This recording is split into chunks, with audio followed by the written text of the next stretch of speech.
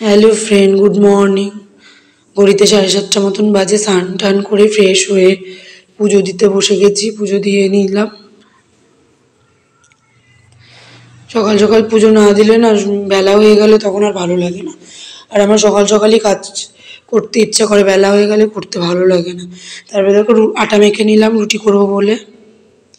ছেলে মেয়ের স্কুল আছে, যেহেতু ছেলে মেয়েকে রুটি করে দিতে হবে, কিছু খাবার তো বানিয়ে দিতে হবে। রুটিগুলো করে নিচ্ছি। দেখো লেচি কেটে নিলাম আটাটা মেখে। এখন কাজের কাকিমা তো সকালে তো আসতে পারে না। আমার আমার নিজের ছোটো কাকিমাদের বাড়িতে ও কাজ করে, বড় কাকিমার বাড়িতেও কাজ করে, ছোটো কাকিমাদের বাড়িতে আবার রান্নাও করে। ওই জন্য একটু দেরি হয়ে যায়। এদিকে ছেলে মেয়ের স্কুলের টাইম হয়ে যায়, তারপর মাকে খাওয়ানোর টাইম হয়ে যায়, যেহেতু মা অসুস্থ। তাই জন্য আমি উঠে তাড়াতাড়ি করে আগে স্নান টান করে পুজো দিয়ে জামা কাপড়গুলো ধুয়ে ছেলে মেয়ের টিফিনটা আমি বেশিরভাগ সময় বানিয়ে ফেলি।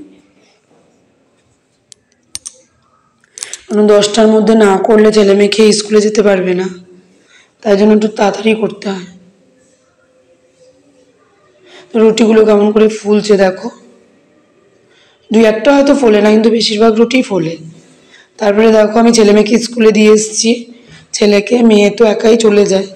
তারপরে এসে তারপরে আমি দেখো আমার টিফিনটা খাচ্ছি, কারণ তাড়াহুড়া করে না তখন খেতে পারি না।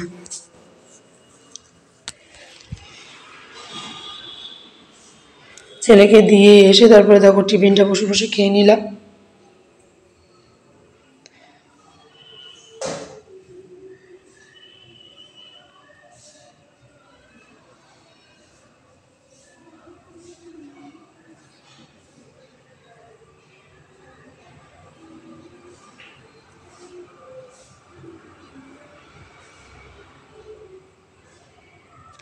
তারপরে কাজের কাকিমা ঘর মুছছে।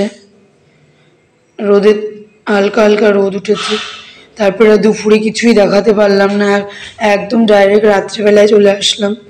তারপর রাত্রিবেলায় আবার কাজের কাকিমা এসছে, আজকে ভাত করতে বললাম। বড়া করেছে, আলু স্ক্যাবারি কুচিয়ে পেঁয়াজ দিয়ে বড়া করেছে, আর হচ্ছে ডিম ভাজা করে দিয়েছে।